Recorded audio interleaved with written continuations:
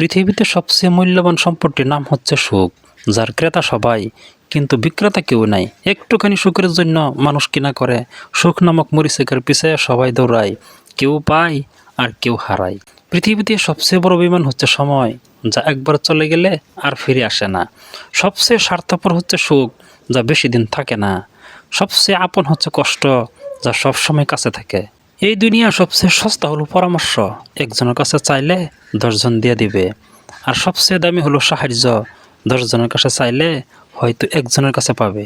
খুচরো পয়সায় আওয়াজ সবসময় বেশি হয়, কিন্তু বেশি টাকার নোটে কোনো শব্দ নেই।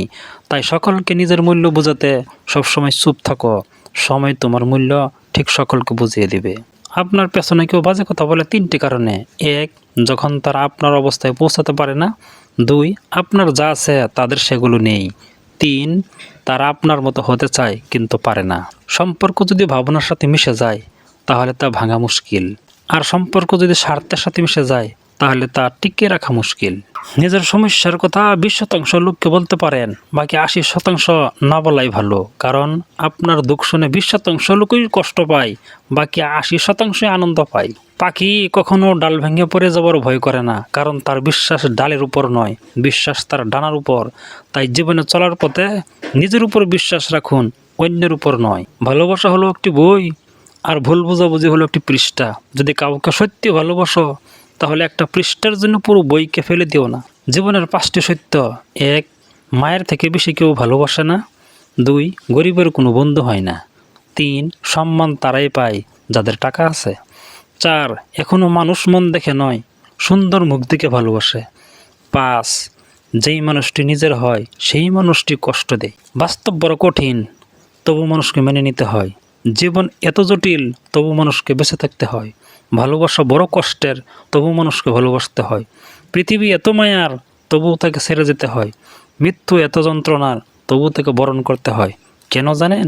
আসলে মানুষ পরিস্থিতির দাস। 1 ফোঁটা বিষ অনেক জল নষ্ট করে দিতে পারে। ছোট্ট একটা পাথর বড় একটা কাজকে ভাঙতে পারে। ছোট্ট একটা মিথ্যা কথা পুরো জীবনটাই নষ্ট করে দিতে পারে। বিশ্বাস জিনিসটা বড় অদ্ভুত। মানুষ জীবনে যা কিছু পায় বিশ্বাস করেই পায়, আর যা কিছু হারায় বিশ্বাসের কারণেই হারায়।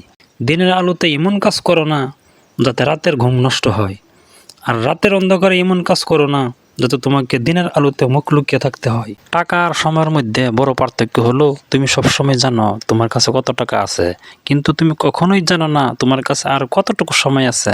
তাই জীবনের প্রতিটি মুহূর্তকে কাজে লাগাও। সময় বদলে যায় জীবনের সাথে, জীবন বদলে যায় সম্পর্কের সাথে।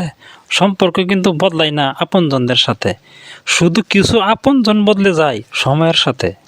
মন খারাপ, অসহায় লাগছে, তবে এই কথাগুলো শুনুন।